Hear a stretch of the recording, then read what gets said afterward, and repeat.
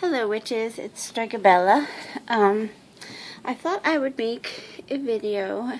It's the appropriate season that people are harvesting their ingredients, and most people are cooking their vegetables or preserving them. And this is the time of year when I tend to stock up on things that I'm going to need over the winter. Like spell cookies. I've probably made quick videos before where I've mentioned these. They're very simple to make. They don't require any special purchases or any special tools or anything.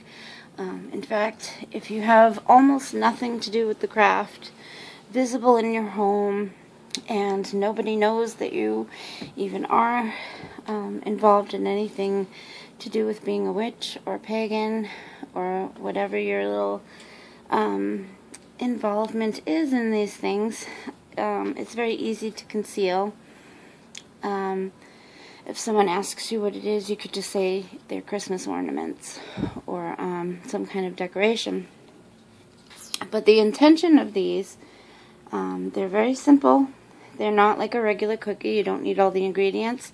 They're just made with applesauce and cinnamon. And what you do is you just mix the applesauce and cinnamon until you get the desired consistency, till it's moldable in your hands, kind of like a cookie. You can roll it into a ball and flatten it. Some people like them a little bit thicker, some people like them a little bit thinner. You just need to get the consistency that you like. And then once you flatten it into a cookie shape, you just put it on a, like a wire rack that you would dry cookies on. And they need to dry for several days until they're real hard and they won't fall apart. I've had these from last year. And you can make them during particular times. You can make them during particular festivities. Like you could make them every Samhain, for example, on a particular Sabbath. Or what I like to do is I like to make them at certain moon phases, and I make them for different shapes depending on the phase of the moon. Like these were made on full moon. Full moon ones for me are always circular. Waning is always a crescent, and waxing is always a star. So that's how I do it, so that I remember, so I know which cookie to use for which intention. Full moon ones can be substituted for any intention, because as we know, we can do pretty much anything at the full moon. And the waning cookies are for anything that you want to get rid of or move away from. And then the star-shaped, I use star-shaped for waxing. Anything during the waxing time will be something that you want to come to fruition, something you want to come to you. Probably money, success, something like that. It is important to make them during the right phase, not just to make them for that, like with the intention to use them during that time. You want to make them at the time that you're going to use them. So during the full moon, you make the full moon cookies. During the waning moon, you make the waning moon cookies. For me, it's the crescent shape. And during the waxing moon, you would make the waxing cookies. The star shape for me. And while you're making them, if you already know what they're going to be used for, or you have an idea, you can be thinking those thoughts while you're making them. The more energy and intention and thought process that goes into whatever spell work you're doing, the more successful it's going to be. You could even go so far as to align the appropriate day, because as we know, each day has particular planetary influences, And you could also check the ruling planets of that time. So aligning the planets to your purposes is always good. If you have a love spell to do, you would probably want to do it on Friday for Venus ruling, or just get as much of the appropriate alignments to the task that you want to do. And as time goes on, and for me, I collect ashes for particular spell work, and I keep the ashes so that the positive spell work that I've done in the past, the ashes of that will aid in the future spell work. I also do my gardens that way, so that past successful gardens, and some of that returns into the soil, your love, and your the remnants of the things that you've grown, the flowers that have fallen, the leaves that have decomposed there from your magic, will infuse that garden with future magic. And I just really believe that intention done over and over again, with the right heart and right thoughts, will continuously build upon the power and influence on your work. I notice as time goes on, my spell work is much more effective. I can pretty much always guarantee that anything I do is going to be successful, unless it's something that somehow I missed something and I did it without knowing there was something better. But usually the universe knows if you state when you're doing something that it's for good purposes and for the best of all, that no one be harmed, and those kinds of things. Usually everything will go well, and if something that you've worked would have a negative consequence, the universe will stop it. So, back to the spell cookies. So after you've dried them, they're very, very, very simple to use. There's several ways to do it. You can hold them in your hand and do your visualization, and with your dominant hand infuse the cookie with what your intention is, and you can burn it on an incense block. You can burn it in a cauldron in a fire. You can bury it somewhere. You could bury it in your yard, depending what the spell is. You could bury it at a crossroads. You could bury it at a grave of a loved one. I wouldn't do that unless it's something that you really feel comfortable in putting there and putting in charge of your relatives. I would do that with certain spells to do with my family. Spells for family being close, successful, and together, stuff like that. But if it's anything just generic spells, I wouldn't put at a grave of anybody.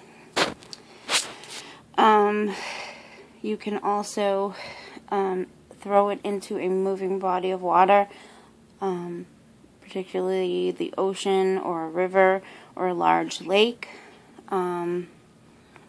A pond, I guess you could, depending on the pond, if it's someplace that you really feel attached to and it has a good vibe and your happy family memories over the years and over generations, a pond like that. But I wouldn't tend to throw a spell that I want to happen into just a regular pond, because ponds have like algae and corrosion and mildew, and it's kind of like a smelly, stagnant place. And anything swampy and stagnant really isn't going to carry your spell where it needs to go. A river will. Rivers are fresh, clean water, and they carry things very far down the river into where they're intended to go, which is usually it ends in a larger body of water. Same thing with the ocean. The ocean is not stagnant, it's powerful, it's always moving, always changing, and it's always bringing forth life. So in each of these ways, you're using a different element: water, earth, fire, and air. By burning it on the charcoal disc and letting the smoke rise up, you're using air in that way. And you're kind of using fire too, but really that's considered air. If you were to just burn it straight out in a burning cauldron or in a bonfire, then that's fire. And each of those ways works a little faster or slower, depending on how quickly you want this intention to come to be. Fire works the fastest, earth usually the slowest, and water and air are just kind of in the middle, I would say, from my experience. Water is, depending on the body of water, like when you throw something in a really powerful ocean, doesn't take too long. Some people get frustrated when they don't instantaneously see results, but I usually try to keep track in a book that I have. I wouldn't call it my book of shadow. I would call it I don't know.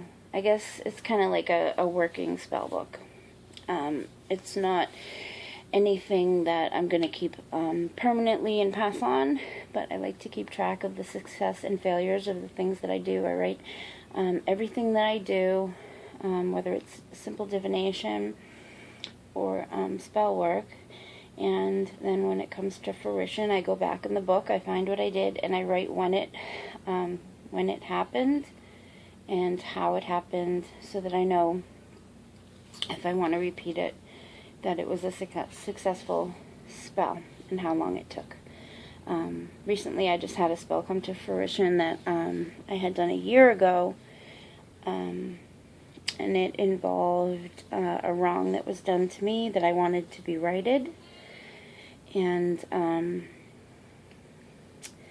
it took an entire year for the consequences, because I allowed for the person involved to be able to write it to me. I did not hex or anything like that, but apparently the universe knew that she was never going to rectify what she had done and taken from me, and so the universe took it upon itself to rectify it, and she suffered a consequence, and the consequences was to do directly with what she did not return and didn't fix. And I wouldn't have wanted to be somebody who wronged somebody and had that happen to me. That's why I don't ever, if I promise something to somebody or borrow something or do anything, I always am true to my word. When you're not true to your word, the universe, karma will come back and will rectify the situation if you don't. So I consider that spell to have been fulfilled times 3. At least 3. So the threefold door is really, really true, and it's not something you want to mess with, because I've seen it happen. I haven't had it happen, because thankfully so far I haven't done anything with wrong intent or bad feelings when I do it. I'm very careful not to mess with the universe in those ways. But yeah, so this cookie is very easy to make, very easy to use, and it can always work if you allow it to. And you don't have to write anything. Like I said, you can just infuse it with your desire. Some people call it a wish cookie, spell cookie. Some people, it's similar to, some people write on a parchment paper a little prayer request, and they fold it up and they put it inside an apple, or they put it in the crack of a wall. It's like kind of that idea. But the cookie, you can do a variety of things with it. And also another idea, besides burning, burying, throwing it in water, and all of that, you could poke a hole in it and you can hang it on a tree, a Christmas tree. And then every time you see it, you're reminded of your intention, and it will cause you to think of it and do the visualization again every time. Kind of just reminds you to keep thinking about the things that you want for yourself. Another idea that you could do would be to put some peanut butter on here and add seeds onto it. Hang it outside on a tree, and the birds will eat the seeds, the squirrels will eat the seeds, and probably the cookie itself, and they will carry your intention out and distribute it through the universe. As it digests in their stomach, it's all energy that is causing your intention to go out into the world to become what you intended it to be. For me, I usually write my intentions on my cookie. You can write it to a specific deity. You don't have to. You can just write, I would like the universe to bring me money. Mine, this particular cookie has 2 requests on it. One is to do with financial blessing, and the other one is something more materialistic that I really have been wanting.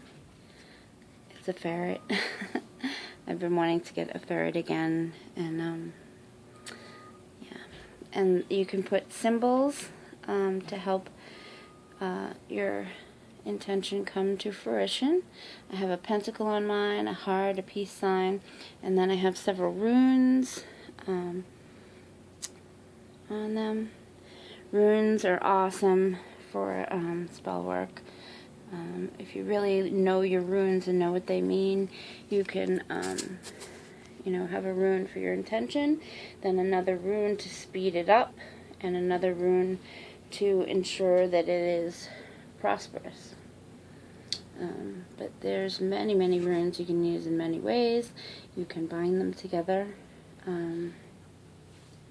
But I've been using runes for years and years. That was the first type of divination tool that I ever used. Probably I was 13 or 14 when I started using it, and I was fascinated. I wore a rune around my neck from my whole teenagehood until my mid-20s, until it broke. I had a stone rune that I wore in a necklace, and finally it broke off. But and I had a little ring that said faith on it, and that was actually the deciding factor that when I had a daughter, I would name her Faith, and I still have the ring. So things like that are special. So I thought I would share the spell cookies. Right now is the waxing moon, so you could make your waxing cookies. I like to have a lot of the full moon ones on hand because, like I said, they can be used anytime, and they're really great if you don't have a lot of time to devote to doing like a big, huge, complicated magical ritual and all that. You can easily do this, and this is very personal magic. For me, I find these to be almost 100% successful when I do them, versus when I do the big rituals that I read out of a book and I have to prepare for and all that, they're much more formal, and they do give me that sense of awe like being in an actual coven must give people. Like when I'm hailing a particular deity or remembering a particular thing that happened in history or in mythology. But for me, the simple is always much more easy to recognize when it's fulfilled and how it's fulfilled. But anyway, thought I'd make this video. I'm going to try to make more videos that are much more involved in magic and how to do things and all that.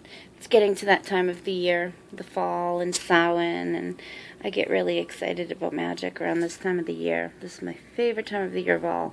This last little bit of summer that transitions into fall. I just love it. I'm sad not to be where I used to be, but I think I will recover. Blessed be.